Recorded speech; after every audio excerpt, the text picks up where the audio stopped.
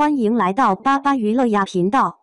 请订阅频道，所以大家不要错过当天最热门的新闻。我们今天的时事通讯包括以下内容：2025诚意流量升决战男频剧之巅。五一节之前，外界不少人相当期待5月份两部男频剧《富山海》与《藏海传》的正面硬刚。但近期《富山海女二》李凯欣的翻车将剧集推上了风口浪尖。如今《藏海传》已然播出，《富山海》归期未定。虽说2025年的男频大戏未开唱便遭逢意外，但这对一众流量升决战男频剧之巅并未产生较大影响。《富山海》主演程毅手中还有《英雄志》《长安24季》两部男频剧存货。除此之外，罗云熙的《水龙吟》《魅影神捕》，杨洋的《凡人修仙传》《雨霖铃》，龚俊的《暗河传》等也在待播行列。声势的确浩大，但外界也在担忧新一轮的男频剧大战是否会和2025年一样黯淡收尾。受质量不佳、主演粉丝群体与男频目标受众割裂等因素影响，2025年除了《庆余年》第2季男频剧再无口碑佳作，这一问题或许还将继续困扰新一批的男频剧。2025年新一轮的男频剧大战带给外界最直观的感受就是稳健。在这些剧集中，观众可以看到男频赛道过往诸多爆款的身影。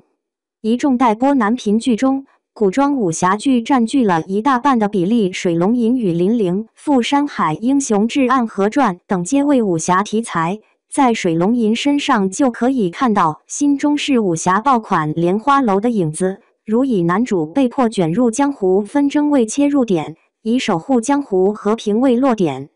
不过，这也源于两部作品都改编自藤平所著小说，叙事上难免有趋同之处。此外，近10部待播男频剧中神似《琅琊榜》《唐朝诡事录》的也不在少数。比如《长安24季》中的背负灭门之仇的凤凰少年10年布局复仇之棋，原创剧本《藏海传》中，男主同样背负血海深仇隐忍10年，最终成功为家族沉冤昭雪。他们都是类《琅琊榜》的复仇叙事。两部古装悬疑探案剧《魅影神捕》《唐案无名》则颇具《唐朝诡事录》的气质。《唐案无名》和《唐朝诡事录》一样，背景均在唐代。从原作结构来看，也为单元叙事形式，《魅影神捕》背景架空，主线为主角一路侦破8大诡异奇案，其同样为单元叙事形式。值得注意的是，《魅影神捕》《唐案无名》和《唐朝诡事录》相同，走的都是群像探案路线。《凡人修仙传》师兄太稳健，两部奇幻修仙题材的男频剧由网文 IP 改编。不过，奇幻题材在一众待播男频剧中的占比并不高。进入2025年，男频剧开始更为强调现实色彩，比如改编自孙晓同名小说的《英雄志》，以明朝的土木之变为叙事大背景；改编自豆瓣阅读同名小说的《谍报上部封顶》，聚焦革命年代的地下情报工作者。虽然以上多部作品带着浓厚的旧作之姿意味，但客观而言，新一批大男主剧也是在谋求新意的。比如在玄幻赛道，相比于更早影视化的《斗破苍穹》《斗罗大陆》等 IP，《凡人修仙传》师兄太稳健的 IP 气质更为唯物主义，同时他们对复杂人物群像与立体人物关系的塑造更出彩。可以说，他们本质上仍是爽文，但是爽得更有逻辑，更有章法，更有厚度。此外，《魅影神捕》《富山海》等剧也在通过元素融合、叙事创新等谋求差异化。从红粉骷髅、夏氏九婴、琼楼仙师等8大奇案的命名和剧集海报风格来看，《魅影神捕》中的中式恐怖元素相当浓郁。从爆料来看，剧集中也融合了民俗元素。《富山海》中，少年剑客成长为大侠的叙事是相对套路化的，但穿书元素的融入无疑能为武侠的王道叙事带来新看点。值得注意的是，在近10部待播男频剧的男主演中，除了徐凯、龚俊、敖瑞鹏等，杨洋、程毅、罗云熙、肖战基本都有2部或2部以上待播作品。这些作品以过往爆款为参考的稳健气质，本质上也代表了演员在接戏上的求稳。杨洋、程毅、罗云熙、肖战、徐凯、龚俊等上述男频剧的主演，身上均带着流量生的标签，他们的大爆多数离不开此前行业热门题材的托举，比如程毅的《琉璃》，罗云熙的《香蜜沉沉烬如霜》，肖战的《陈情令》，龚俊的《山河令》，徐凯的《延禧攻略》等。出圈之后，这些流量生多数也被局限在古装言情、现代言情剧等赛道。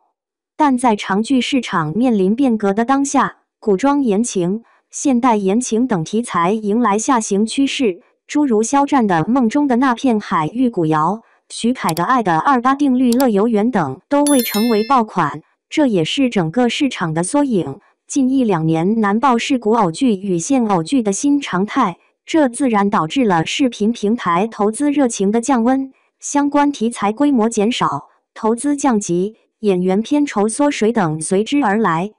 在此背景下，上一批流量生转型的迫切性大大提升，这也是杨洋、罗云熙、肖战等普遍手握2部男频剧的原因之一。不过，他们中也有程毅此类在转型之路上成功一半的存在。莲花楼大爆后，程毅的资源也在升级，这从《长安24记》中刘奕君、王劲松2位老戏骨为他作配便可见一斑。此外，有爆料称年代创业剧《指尖生长》的男主正在对接程毅，但杨洋、罗云熙、许凯等大多在转型之路上还是缺爆款力作，因此粉丝对他们的转型之作也格外重视。《唐案无名》被爆出主演敲定许凯和魏哲鸣后，关于这部剧究竟是双男主剧还是大男主剧，两家粉丝争得不可开交。徐凯粉丝也对剧方提出了单独1天官宣男主海报上必须只有男主等要求，究其原因还是转型之作马虎不得。在转型的关键节点，流量生们接戏时的求稳之意也相当明显，这可以结合此前风和劲起张居正官宣后粉圈纷纷填饼，以及关鹤纪官宣影视化后被爆出找了多位流量小生但无人接戏的传闻一起来看。风和劲起张居正近期被爆出将由胡歌担纲主演，而关鹤纪最新相关爆料是将由粤剧女演员陈丽君反串演出男主。2部剧，一个聚焦明朝重臣张居正，一个以虚构的太监邓英为主角，本质上没有绝对的好饼或坏饼一说。毕竟早年陈坤在《龙门飞甲》中便挑战过太监角色，近2-3年内余鲜少有以太监为主角的作品。关鹤纪足够独特，但对流量生而言，它也意味着高挑战与高风险。对目前大多数急于转型的流量生来说，关鹤纪确实称不上好饼。但是，稳妥之选与高胜算并不是绝对挂钩关系。男频剧虽然在迭代升级，但男性题材创作同样如此。新一批男频剧旧愁未散，又添了山外有山的新扰，他们能否像庆余年莲花楼等男频爆款一样打开市场，还是要打上问号的。2025年庆余年第2季烈焰、大凤打更人子川、光明三杰少年白马醉春风等一众男频剧中，庆余年第2季是唯一一部口碑佳作。若没有庆余年第2季，2025年男频剧市场怎一个萧瑟了得？在众多低于市场预期的男频作品中，豆瓣评分最高的是6.3分的烈焰，其余作品豆瓣评分普遍徘徊在及格线以下。回望时看得越远，便越能得出一个证明：琅琊榜、庆余年、莲花楼等爆款皆是以质量取胜，而非男频标签。从过去1-2年的市场表现来看，外界也很能给出男频已然崛起的断言。当然，困扰男频剧的不仅是作品质量良莠不齐，还有主演原始受众的积累，即大多数担纲男频剧主演的流量生都是通过女性向作品出圈。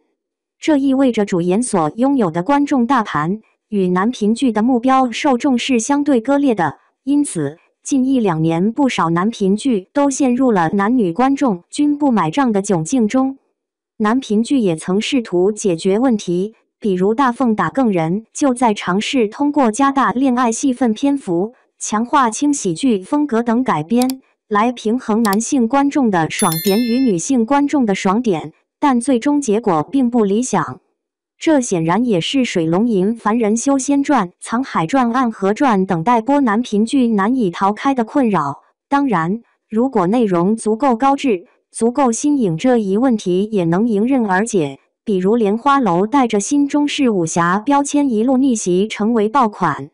但待播男频剧中晚晚类轻型作品数量非常多，其中又有多少能像莲花楼一样为古装武侠剧市场带来绝对的新鲜感？再来看男频剧面临的山外有山的新困扰，上文提到的风和劲起张居正便是山外有山的典型代表。虽然流量升的粉圈纷纷甜饼，但外界一致认为该剧主演将从胡歌、黄晓明、王凯、陈坤等一众高国民度的中年男演员中筛选而出，而非年轻的流量生。毕竟，这样一部奔着爆款历史大剧而去的作品，是不能忽视主演路人缘的。